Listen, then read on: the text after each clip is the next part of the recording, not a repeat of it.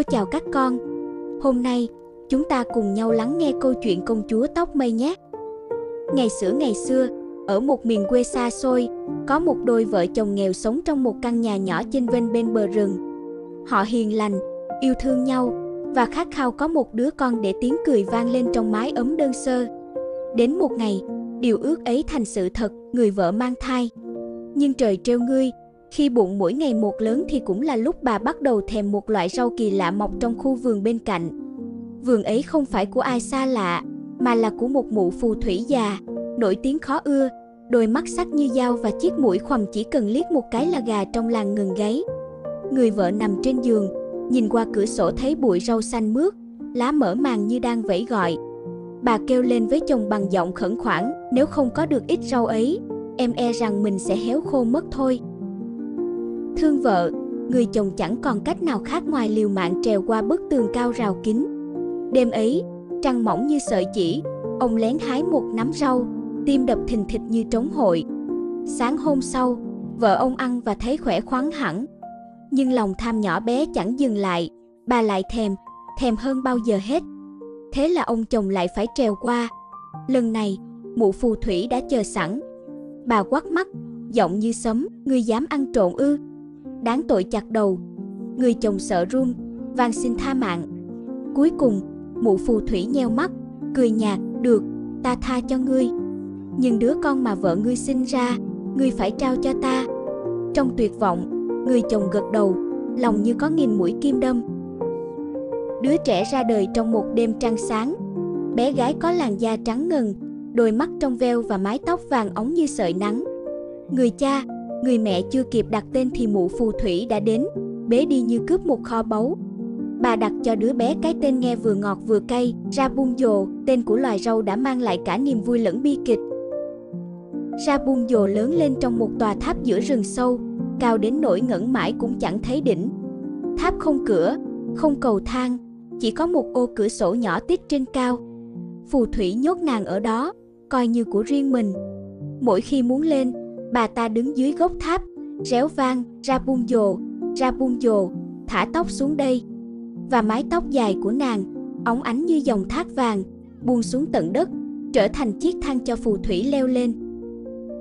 Rapunzel càng lớn càng đẹp, vẻ đẹp như hoa rừng không ai thấy, chỉ có chim chóc đến làm bạn.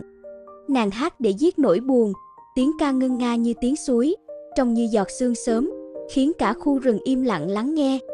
Một hôm, có một hoàng tử đi ngang qua. Chàng nghe giọng hát mà như bị thôi miên. Chàng tìm đến gốc tháp, nhưng chẳng thấy cửa. Ngày này qua ngày khác, chàng trở lại chỉ để nghe nàng ca. Trái tim dần bị buộc chặt vào sợi tơ vô hình. Cho đến một ngày, chàng thấy mụ phù thủy đến và nghe câu thần chú Rapunzel, thả tóc xuống đây.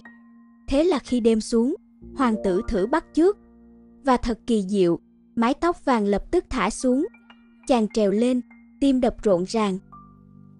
Rapunzel nhìn thấy chàng trai lạ thì hoảng hốt, vì từ trước đến nay nàng chỉ quen thấy khuôn mặt cau có của phù thủy. Nhưng ánh mắt dịu dàng của hoàng tử khiến nỗi sợ tan biến. Chàng và nàng nói chuyện, rồi bật cười, rồi lại hát cùng nhau.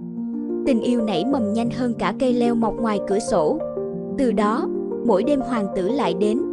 Chàng kể cho nàng nghe chuyện ngoài thế giới, lâu đài lộng lẫy, những con đường đầy ánh đèn, những khu vườn đầy hoa. Rapunzel thì kể về những giấc mơ được tự do, được đi chân trần trên đồng cỏ.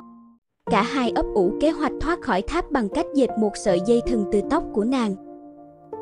Nhưng, như mọi câu chuyện cổ tích, bi kịch luôn rình rập. Một ngày nọ, Rapunzel ngây thơ thốt ra vài lời khiến phù thủy nghi ngờ. Mụ phát hiện tất cả, giận dữ đến nỗi cắt phăng mái tóc dài óng ả. Tiếng kéo cắt vang lên như tiếng gãy của trái tim. Rapunzel bị đẩy vào chốn hoang vu, còn mụ phù thủy thì chờ sẵn để đánh lừa hoàng tử. Tối ấy, chàng trèo lên bằng mái tóc giả, nhưng thay vì gặp người yêu, chàng đối diện với khuôn mặt dữ tợn. Bị nguyền rủa, chàng đau đớn gieo mình xuống, rơi vào bụi gai, đôi mắt mù lòa. Hoàng tử mù lang thang khắp rừng, ăn quả dại, uống nước suối, lòng chỉ gọi tên Rapunzel. Rapunzel thì nơi sa mạc hoang vắng, một mình nuôi sống đôi con sinh đôi kháu khỉnh, vẫn cất giọng hát làm bạn với gió. Định mệnh, vốn khắc nghiệt nhưng cũng hay mềm lòng, đã sắp đặt cho họ gặp lại. Một ngày, khi hoàng tử lang thang nghe thấy giọng hát thân quen, chàng lần theo như kẻ khác tìm suối. Và khi họ gặp nhau, Rapunzel ôm chàng vào lòng, khóc nức nở. Giọt nước mắt rơi xuống đôi mắt mù, như phép nhiệm màu, bóng tối tan biến, ánh sáng trở lại.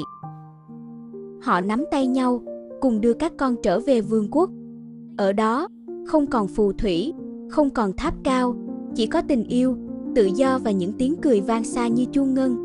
Rapunzel, nàng công chúa tóc mây, từ một cô gái bị giam cầm đã trở thành biểu tượng cho sự kiên cường và niềm tin rằng tình yêu, nếu đủ chân thành, có thể vượt qua mọi xiềng xích và thắp sáng những nơi tối tăm nhất. Câu chuyện đến đây là hết rồi.